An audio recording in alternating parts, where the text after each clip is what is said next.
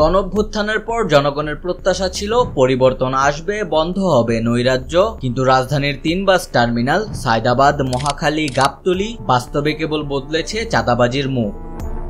3টি টার্মিনাল মিলে বছরে চাঁদা তোলা হচ্ছে কমপক্ষে 363 কোটি টাকারও বেশি। কোনো রসিদ নেই কোনো হিসাব। এটা যেন এক কালো টাকার বিশাল অর্থনীতি। শুধু সায়দাবাদ থেকেই বছরে তোলা হয় 230 কোটি 40 লক্ষ টাকা। শ্রমিক কল্যাণ, মালিক সমিতি, নানা নাম বেনামে চলে এই টাকা তোলা। এমনকি পরিত্যক্ত টার্মিনালের পার্কিংও নিয়ন্ত্রিত।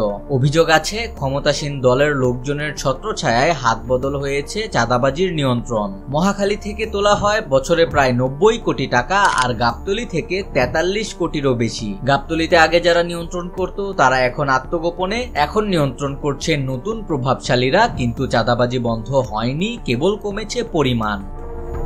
5 আগস্ট সরকার পরিবর্তনের পর দলবাজি, দখলবাজি ও চাঁদাবাজি নতুন করে শুরু হয়েছে। ডক্টর তৌহিদুল হকের ভাষ্যমতে বাস্তবে পরিবর্তন হয়নি, এসব স্থানে শুধু ব্যক্তির পরিবর্তন হয়েছে। এই বিষয়ে এক ভুক্তভোগী বলেন, আমরা মুখ খুলতে ভয় পাই, অভিযোগ দিলেও কোনো লাভ হয় না। বাস টার্মিনালগুলোতে চাঁদাবাজি অনেকটাই ওপেন সিক্রেট। আশা দেওয়া হয় অভিযোগ এলে ব্যবস্থা নেওয়া হবে, কিন্তু প্রায় 10 মাস আগে ভুক্তভোগীরা স্বরাষ্ট্র উপদেষ্টা সহ সংশ্লিষ্টদের কাছে লিখিত অভিযোগ দিলেও এখনো কোনো কার্যকর পদক্ষেপ নেওয়া হয়নি।